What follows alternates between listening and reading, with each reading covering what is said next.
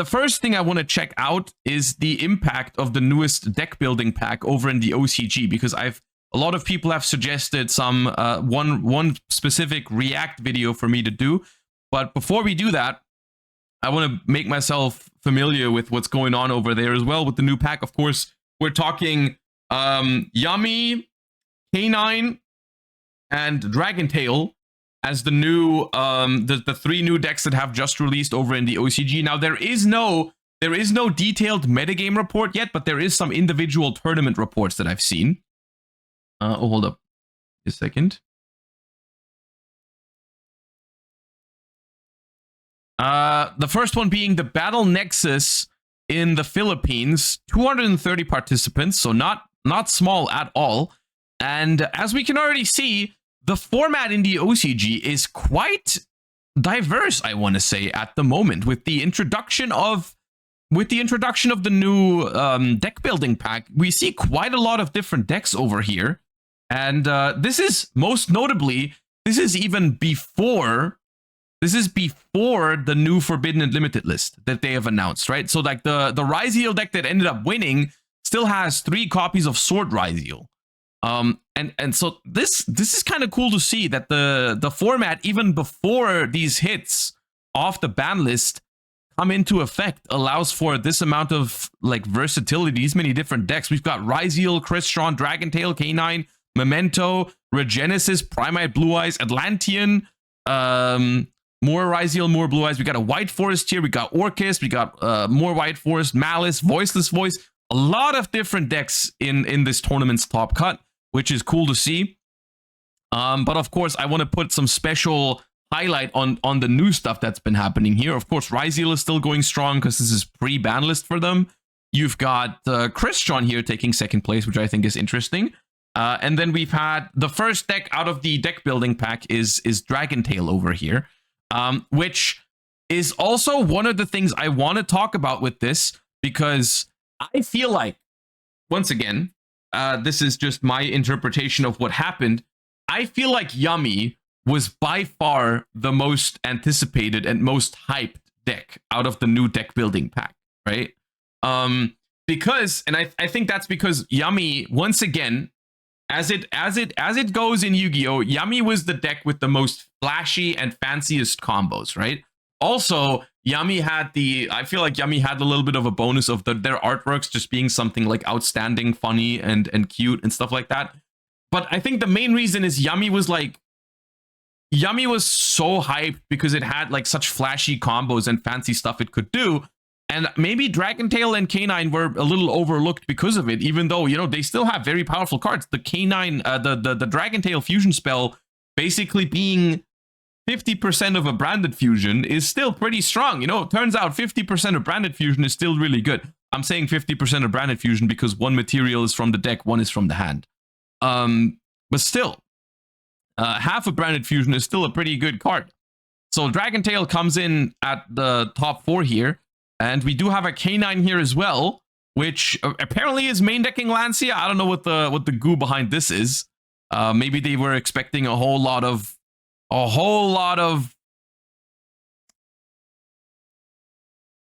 the Malice deck, or I don't know. Lancia is level 5. I mean, I know that, but that alone surely isn't enough for it to be crazy synergy, right?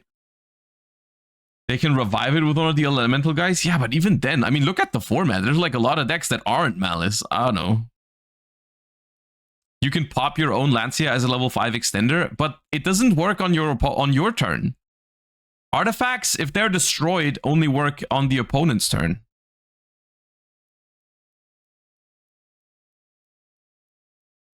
So I don't know.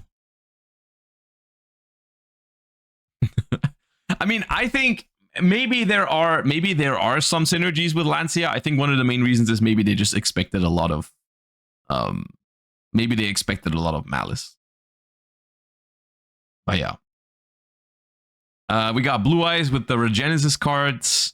We got Mermail still going strong. We got more Blue Eyes. White Forest here is also up. It's honestly, I think White Forest is the one I'm most surprised about because it's not as dominant as I thought it maybe would be with the new field spell and stuff. Like the White Forest support in Alliance Insight is, or is it Alliance Insight, or is it is Alliance Insight that the White Forest support is in? Yeah, that support is crazy. I'm a little surprised that it's not like taken over, but I guess there's other stuff that's also pretty strong.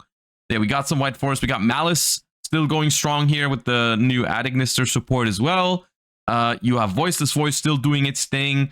It's honestly, overall, even though there are some decks in here that I personally don't love, you know, like there's a Malice and a Mermail, which like the play, I'm not a combo, full on combo enthusiast, but still I can't help but think that the current OCG metagame is looking pretty healthy. You know, there's a lot of different decks here. A lot of them are cool. You know, I like Ryzeal. I think Crystron's cool. Dragontail and K9 looking cool.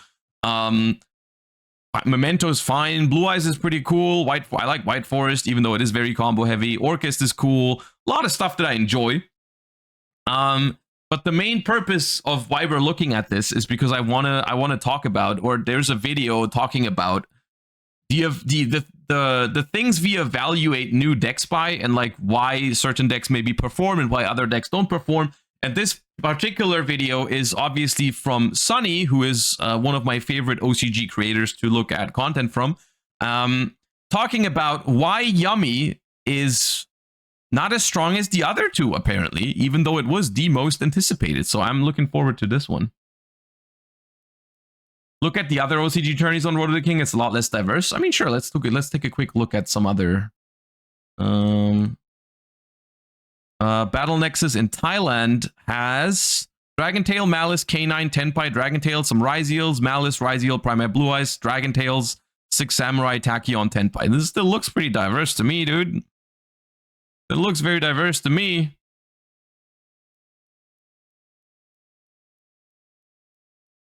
This one is before Justice Hunters, so this is not the same format. But yeah, this one does, obviously, before Justice Hunters, it's more Malice and Ryzeal, naturally.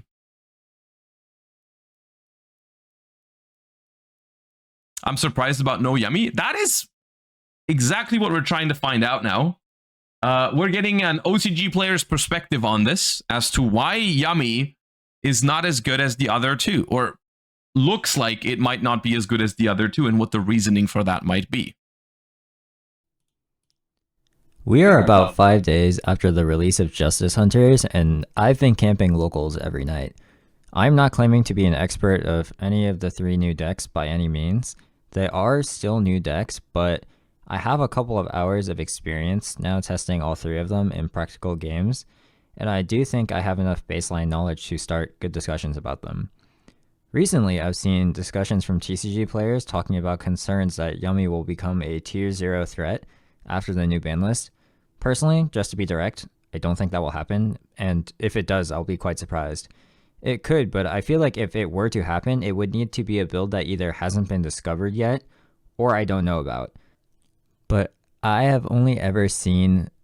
I will say, this is something that tends to happen if like a deck comes out and the way you play it, or like the way you're supposed to combo with it, just seems fairly obvious, and like there's a lot of fancy combos with it, like is the case with Yummy, where it has a lot of pretty cool overlap with some other archetypes, like how, you know, Hornet Drones just is like Yummy combo, because you can, what is it, like use a Link 1 to make it synchro and stuff like that, where it just has a lot of fancy and flashy combos with some, and it has crazy interactions with some existing cards.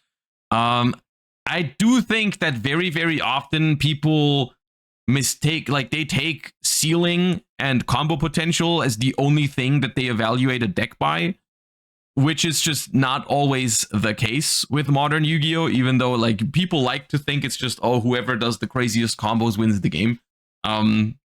It is often not like that, depending on the format, but like the decks have other strengths and weaknesses just besides like combo potential. Pure Yummy, Striker Yummy, Snake Eyes Yummy, or Fiendsmith versions. Snake Eyes Yummy. I also won't be explaining any effects of the cards in this video. It'll... Except Snake Eyes. See, the thing with Snake Eyes is that not only did Snake Eyes have crazy combo potential, it checked a lot of other boxes.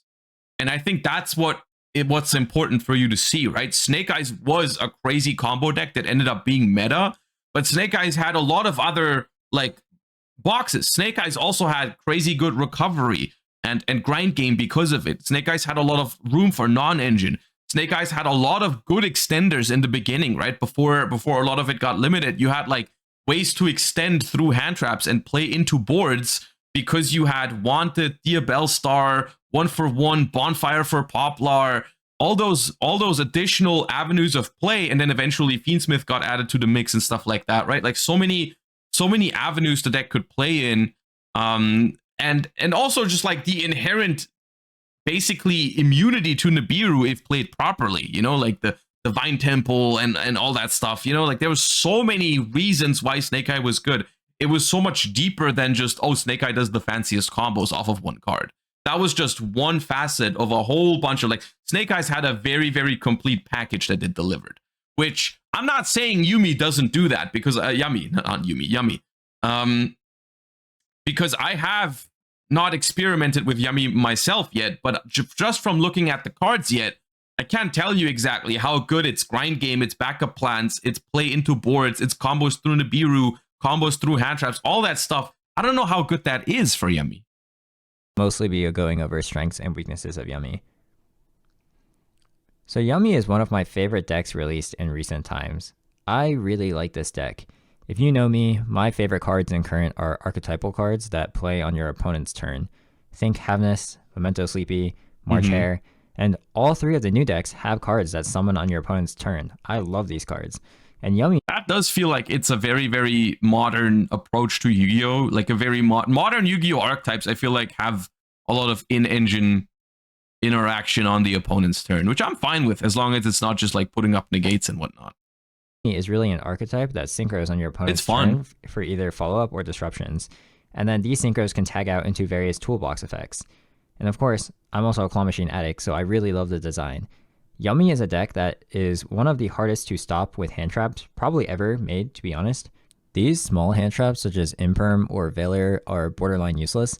You can deny them a body earlier, and then they can try to recover the body later with the Cupsy Search.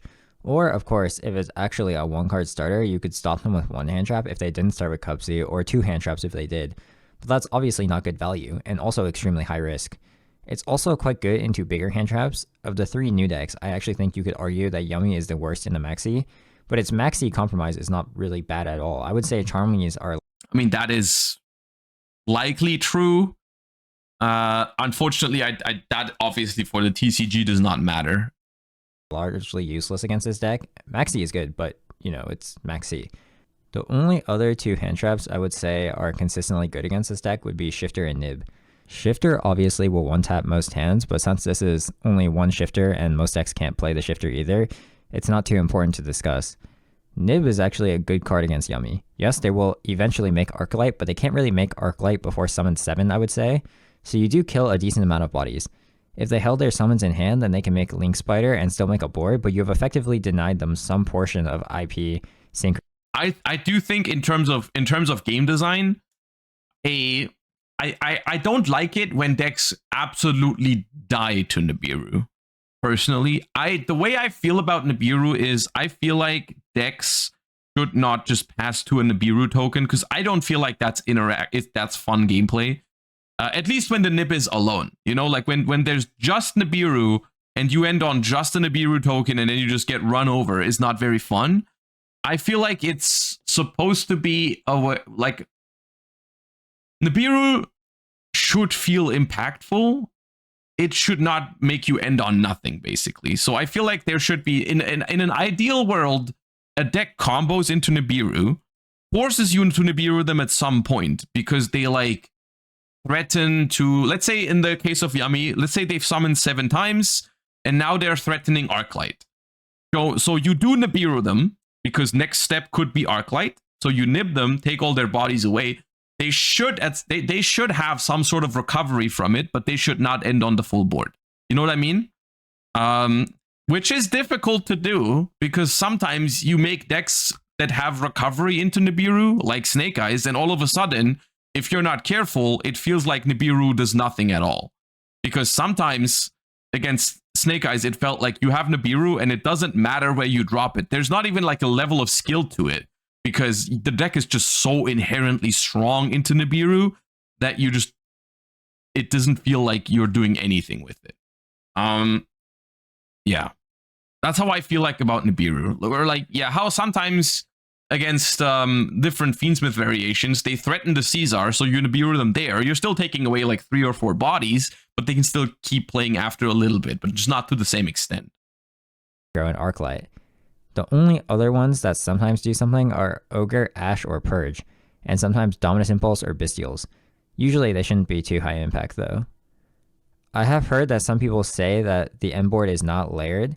That is true, it's not really layered, but that matters in the context of cards such as Dark Ruler or Droplet and Slayer. I think that this is a bit of an exaggerated problem with the deck, but it is worth mentioning. There are 2 issues with Dark Ruler. The first is that the majority of a Yummy deck is non-engine, so if you Dark Ruler them, you must still push to their non-engine. Now that is okay, you're going to have to do that anyways, and you don't have to make much to stop Yummy. To be fair, that is a general problem with board breakers, depending on what deck you're going against. If you let them, this is just how it feels like with board breakers these days. If you have a deck that is super weak to board breakers, but gets to play a lot of non-engine, you always have to play through their hand traps. But at that point, I think that's fine. Depending on if one board breaker is enough, I think it's fine. If you have to draw like 2 or 3 board breakers and then still have like two or three cards left just to play through 2 or 3 hand traps, then that's not fine, of course. But if there's a deck that genuinely just like basically creates 0 disruptions through 1 Dark Ruler, then yes, that deck is absolutely beatable with board breakers, right? And this is something that matters a lot more in OCG and TCG as opposed to Master Duel, because in TCG and OCG you can decide to like prepare for a deck with your side deck. Like let's say Yummy is not the most popular deck, but it is part of the format. It's very weak to board breakers. Completely reasonable to play like a couple of board breakers in your side deck for the Yummy matchup. If what they're saying is true and like Imperm and Valor and whatnot are not good against Yummy, you can just pivot to board breakers post side. Even better is that since everything is so low stat, even if you can't push through, you can kill everything in battle at least. The second issue, however, is if you don't kill them, you're going to have to deal with the follow-up, and you're not likely to have second starter, second breaker. Droplet is going to cost you too many cards to push through the non-engine most likely, so that leaves Slayer. And in my testing, Slayer Sand Malung was actually quite effective, but then you have to be playing a deck that can support Slayer. So, in my opinion, I don't think Yummy is particularly weak to breakers or hand traps, but I do think the deck has a very significant issue. The thing I think is the biggest weakness of the deck is the going second potential. Yes, I know I say this in every single current video, but I value a deck very highly based on its engine's ability to go second. The actual Yummy engine is not exceptionally weak or anything, but is very bad into removal. The cards are sprites, not Ryzeals. So why does that matter?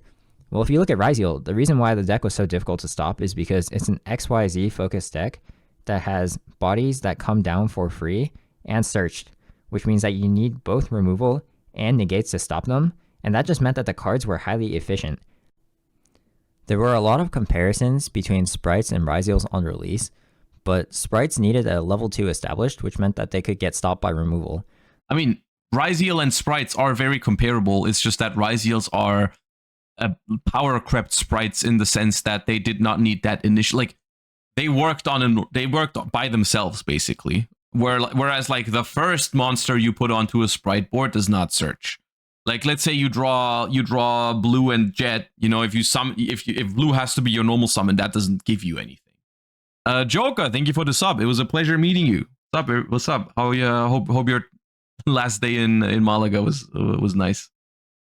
Yeah, I do think that is a big deal with Ryzeal. Ryzeal is a perfect example of like a deck with a lower ceiling, but it was just good because it was so efficient, because it checked so many other boxes. Now this wasn't that likely because Beaver establishes a second body instantly, and they also have other extenders such as Swap Frog. But Ryzeals don't have this problem because each of them had a different summoning condition. X Ryzeal was free and started board breaking immediately when you summoned it. Also, X Ryzeal is like so much more than just a starter. Like X Ryzeal with Meteorologic Aggregator is a crazy card quality. is your normal summon that you have to negate or else they get another body and a search. Sword Rizio comes down the moment you establish any of the other ones. And then if you let them make an XYZ, then Node and Star can also come down. It's just too hard to stop them from summoning multiple bodies, so it was often best to let them start making things and then deal with those instead. Yummy, on the other hand, must have a Link 1 or level 2 Synchro on board. And they don't have the extenders to push through the removal. You can use Cubsy to search the Quick Play spell, or if they use Destruction instead of banishing or flipping it, you can try the Field Spell Revive as well.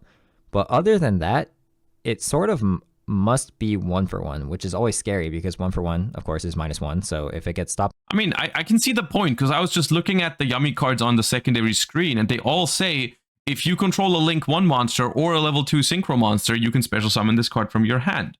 So it's like, if you're playing into a board going second and they have some sort of removal attached to it and they prevent you from hitting that initial Link 1 or Synchro 2, and they remove it from the field, then all of the Yummy cards are just stuck in your hand. And you're going to have to like basically hard draw ways around that.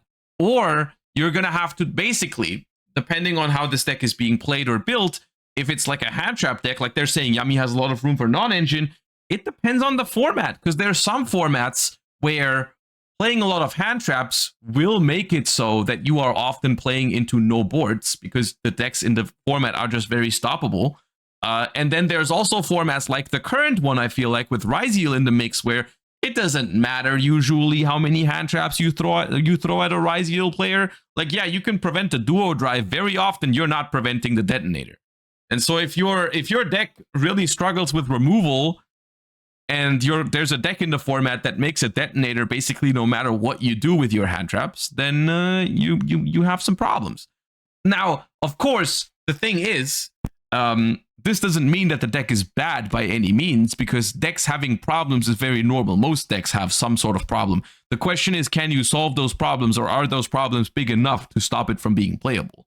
And so maybe there's a world where you can play a version of Yummy that just does well into the format because it solves those problems.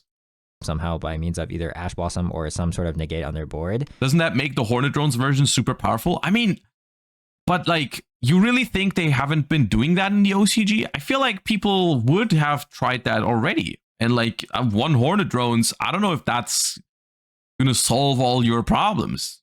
Because, I don't know, like if there's a detonator and your deck relies on having level Link 1s or whatever on the field to do something, yeah, Hornet Drones gives you another Link 1, but then if you summon Kagari with it and activate its effect, then Detonator can pop that already. Then you have to basically add back Hornet Drones a second time and just make like another Link 1 striker. But I don't know if that's going to do everything you want it to do. Then you basically lose the game. That's why I think the best build at the moment is probably the Striker build. Yeah. Because the Striker deck starts without your normal summon to establish a Link 1, and you have multiple different starters. The issue with Fiendsmith is now with only one Fiendsmith and one Tractus, then you can't really start with those. So what happened to Fiendsmith is that it actually became an option to go into if hand traps start your actual starters. Except Yummy doesn't really have that problem, so it ends up being not that efficient when you pair them together. Let's take any meta deck or good deck. Whitewoods, for example. Actually, Whitewoods is not that good of an example because it's the most cringe legal deck right now that decks and board overkills the strongest engines. Look, as much as I like White Forest, I gotta say that is true. I loved White Forest on its first iteration, basically, like the one I brought for Euros last year, but current Master Duel White Forest, basically, right? That deck just omni negates slop at this point, right? Like, maybe in the TCG it'll be better because we don't have Baron, Apo, and stuff like that, but we still have a lot of other things. Like, we still have Ilya Sylvia, we still have Desiree and stuff like that. But like, yeah, no, White Forest have changed.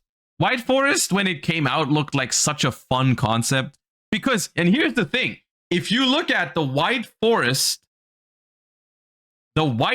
boss monsters, they promote like super fun gameplay. You know, the Dia Bells and Silvera interactions, like super fun to use. But then, of course, if the deck is somewhat generic, it's going to make the most broken link monsters and fusion monsters and synchro monsters out there as well. And so it's like in Master Duel, you're not very often when I played White Forest, I find myself not even ending on the Diabell. Like maybe I'll make the Diabell at some point in the combo, but then maybe I'll link it off for Fiendsmith or something. And then I'll just end on Baron, Sylvia, Desiree, and some trap cards because that's just better, you know? Well, I digress.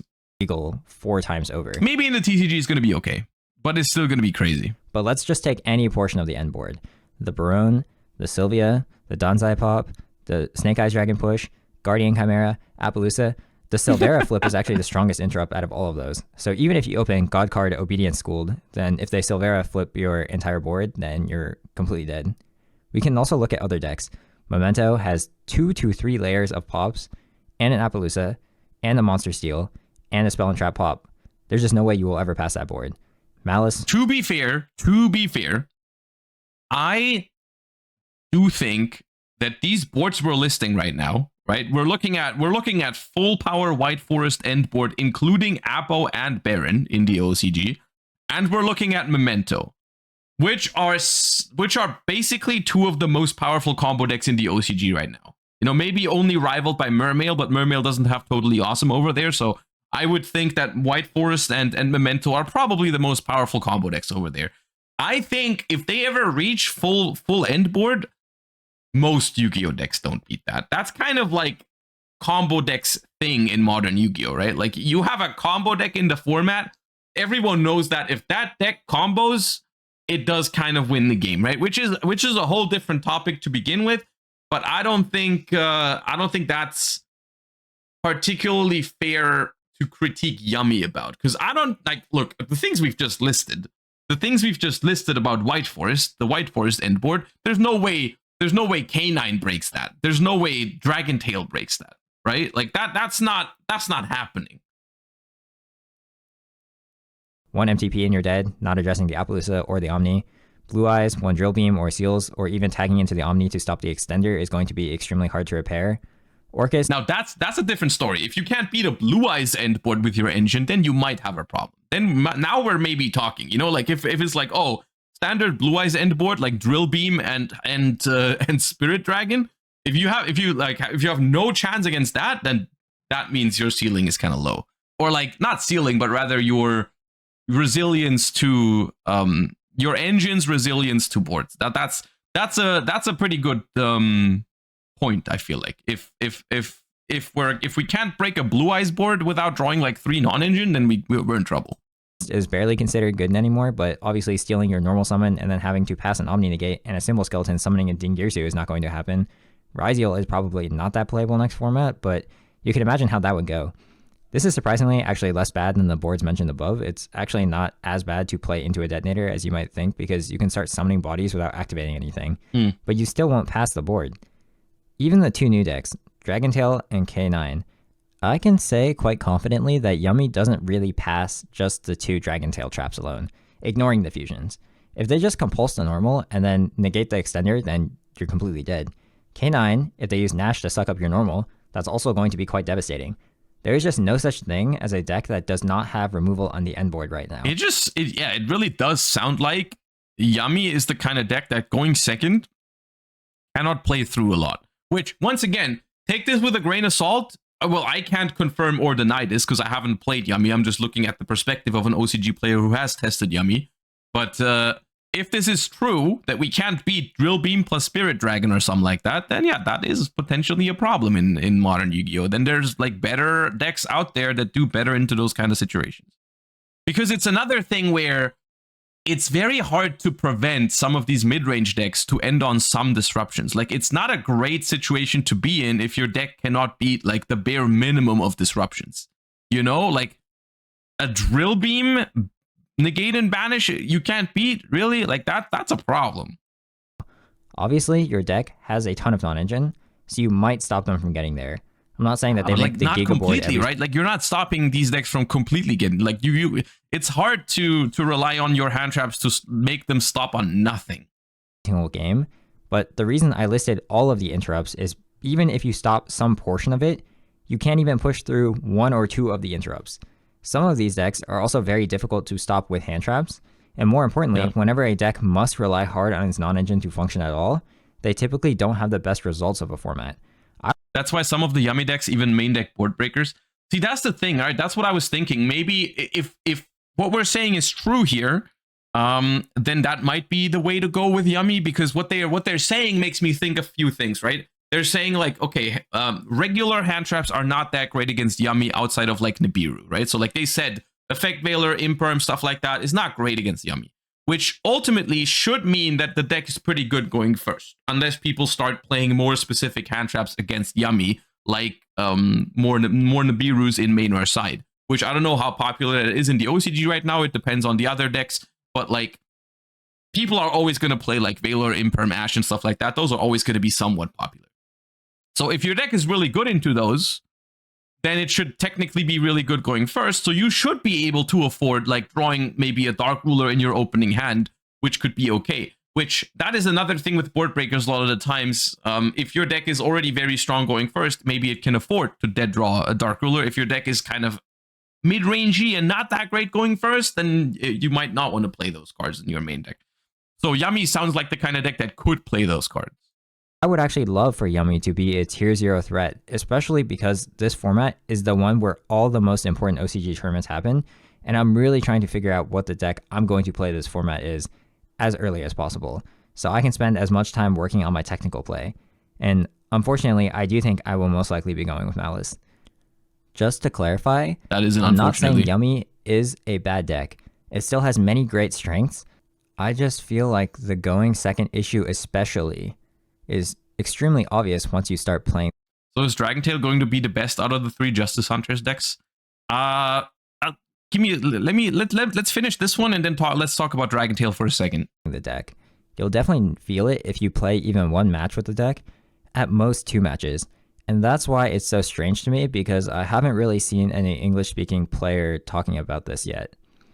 But that's about all I have for today's. That's because when the internet here evaluates these cards, I do think this is a difference in like card game culture, I suppose, because we are so used to getting these cards like revealed to us months ahead of time.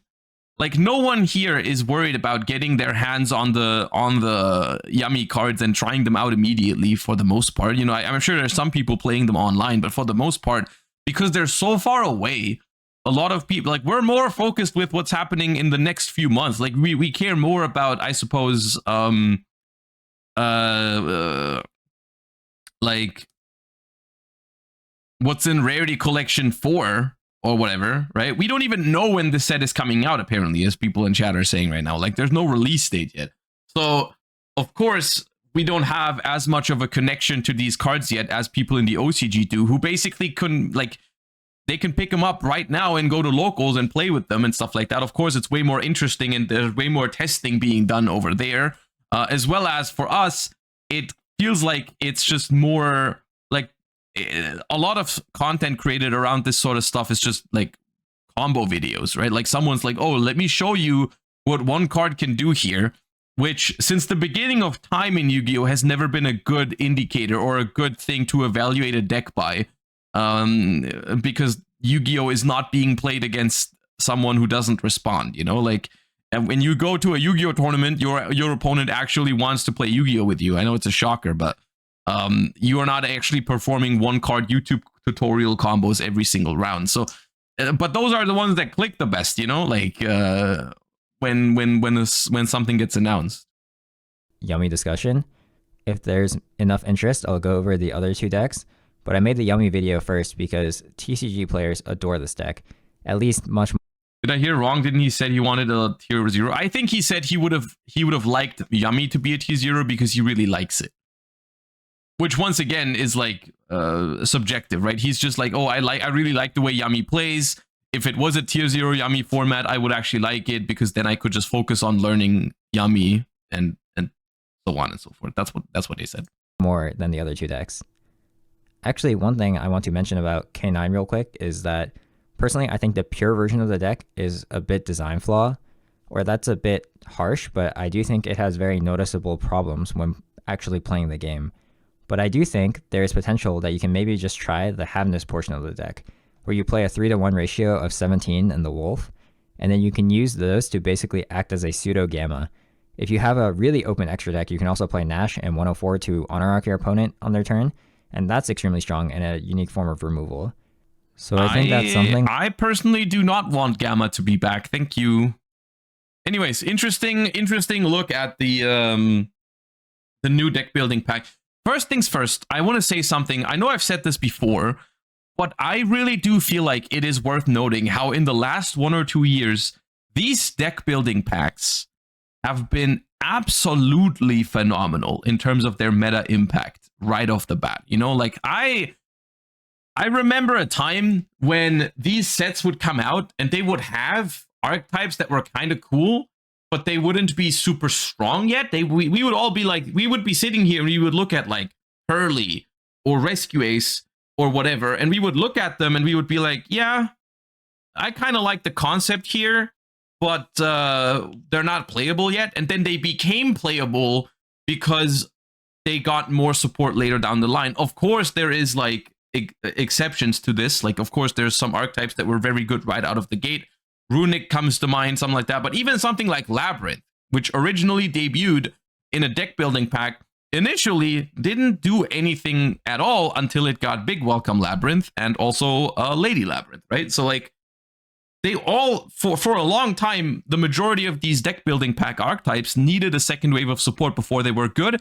And they've kind of moved away from this, which I think honestly is, I think, a better concept to begin with. If you're going to make a deck build pack with introducing 3 new archetypes to the game, you can at least try and make sure that those are playable on release. That's going to help the popularity of that set so much. Like, who wants to open a set or get all the cards for a new archetype if that archetype isn't playable yet and you have to wait like 3 months for it to be good, or longer? I don't know how long it usually takes, but like, you know what I mean? It makes a lot more sense this way.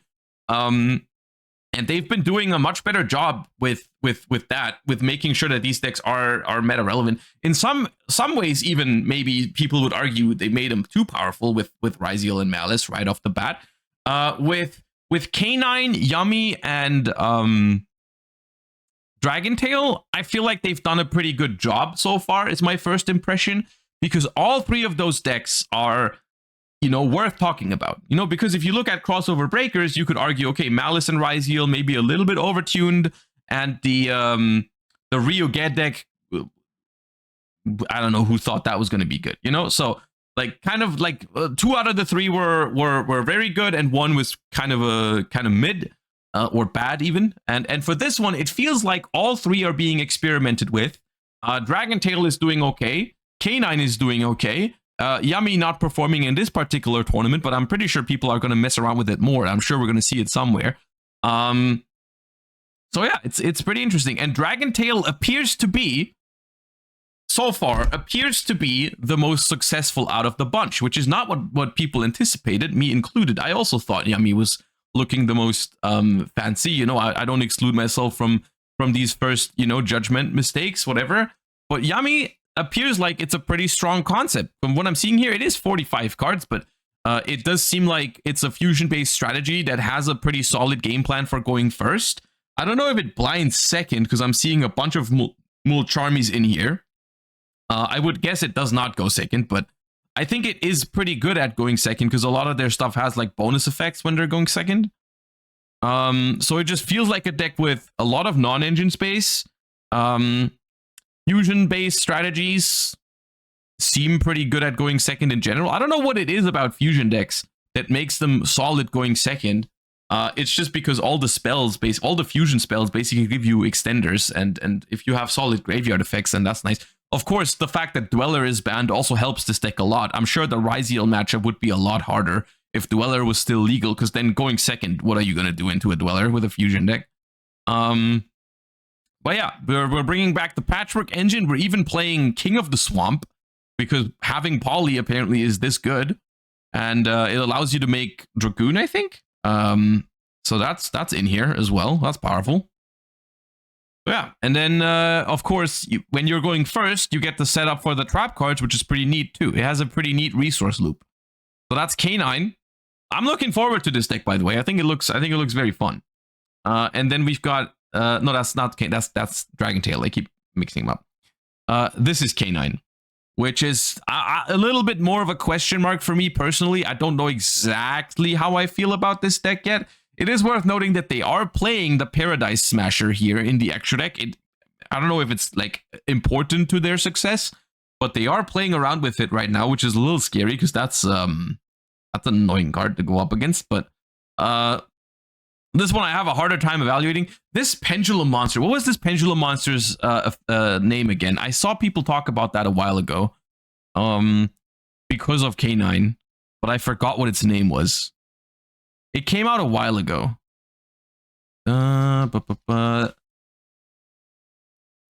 Disablaster the Negation Fortress. Okay, that name is scary. I do not want to play against a card that's called the Negation Fortress. What does it do again? Negate any card effects activated in this card's column, Pendulum. If there is a column with no cards, you can special summon this card from your hand to your zone in that column. You can only summon it once per turn this way. Negate any card effects activated in this column. If this card in the main monster zone is destroyed, you can place it in the Pendulum zone. Okay, so it's just a very good level 5 extender. You can maybe even summon it. Can you summon it on your opponent's turn, like into their column? Is that something you can do? Like, let's say, does this deck have a way to quick effect revive this thing or something?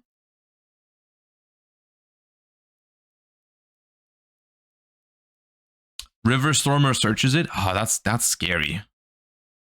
No, you can't revive. Okay, that's good. Because imagine your opponent like activates a spell card in the middle, and you just go like, okay, I'll revive my Disablaster in the middle as well.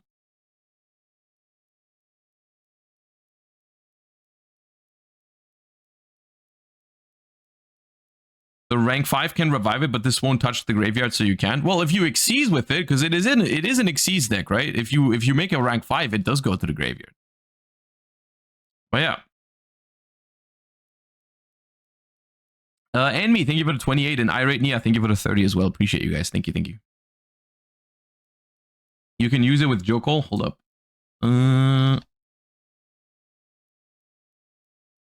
K9, 66 Yugioh. If your opponent has 2 more cards, normal summon this card without tributing. You can reveal this card and 1 other level 5 in your hand, special both. During your main phase, you can add a... Yeah, I mean, that's another thing. This card is a good card into boards, right? Because it does not start a chain to summon itself. So you can just summon it. If your opponent has an Appaloosa, just put it in the Appaloosa column, right? Just special summon. Just start your going second by special summoning this into the Appaloosa column, and then you can...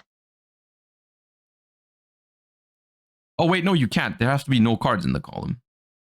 Oh, that makes it worse. Oh, wait, that's why you're saying it's good with Yugioh. Yeah. Okay. Because with this, you have an effect that summons it. You can reveal this card in one, but that activates, so they could negate it with Appaloosa. So Appaloosa was just a bad example.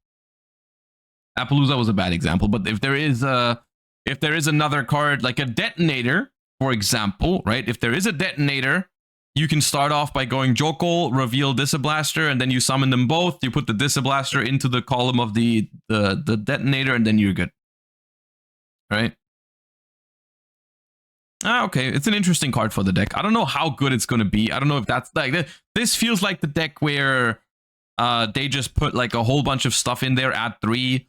It's the first weekend of those cards being legal, so we'll have to wait and see if that's how they're going to be playing it. I also don't really understand the Lancia in this one. I said it earlier already. I don't know exactly why that's here. I feel like they must have anticipated a lot of Malice, which just wasn't the case. But yeah. I'm surprised they don't play Tachyon. Right, they could, but maybe there's no great target for it, maybe? Can you search level 5 Dark with Tachyon? Is there a rank 5 Dark in the pool for it? Yes. Okay. Well, then I would guess that you should play that, but we'll see. K9 Crystron is going to be a thing because Solfador is a level 5. Did they play that in the Crystron deck over here? No, they didn't. That's just pure Krystrons that made second place at this tournament. Now we'll see. We'll see. It honestly, OCG is looking exciting, and in general, there are definitely things. There are definitely things in 2025 TCG that I still think are problems, but for the most part, I think if you compare, and this is once again subjective, this is my opinion, but if you compare to 2025 Yu-Gi-Oh to 2024 Yu-Gi-Oh, it to me it feels like night and day. You know, like we are in all intents and purposes we are healing. And I do think the first couple of steps are gonna happen in Master Duel soon as well. Like we're gonna move away from Snake Eye, Henpai, and all that stuff in Master Duel soon to Copium. So I do think, to be fair, the bar the bar for a better year than 2024 in terms of card design is lowest.